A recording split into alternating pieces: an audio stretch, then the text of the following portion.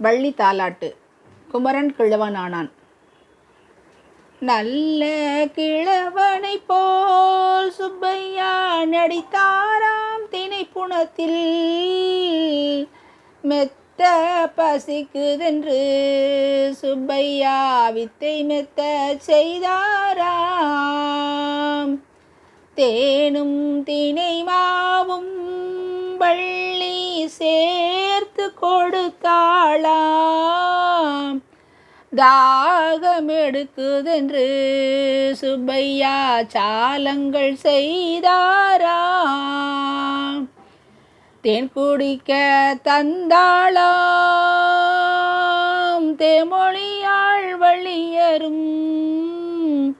அதையும் குடிக்காமல் சுப்பையா அழைத்தாராம் சுனையருகே.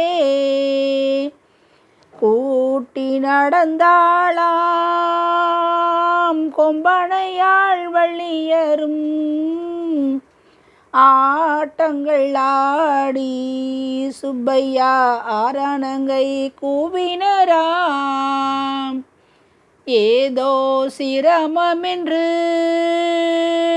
எடுத்தணைத்தாள் தொகையவள்.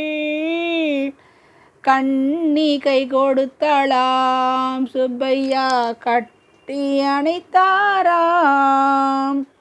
தோகை கை கொடுத்தாளாம் சுப்பையா தோளோடு அணைத்தாராம்.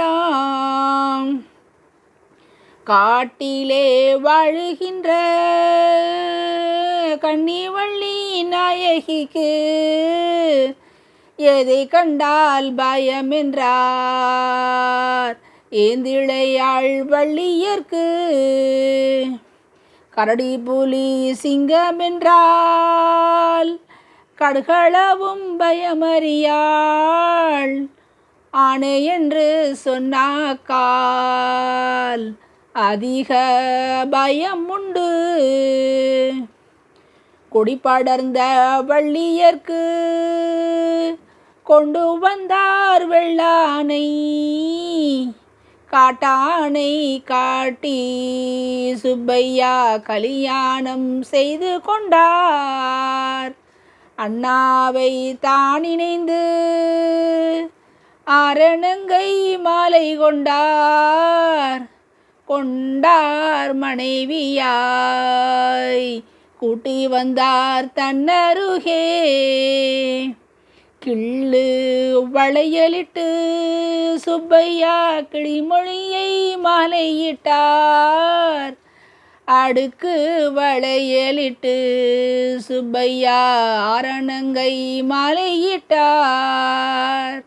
பச்சை வளையலிட்டு சுப்பையா பசுங்கிளியை மாலையிட்டார்.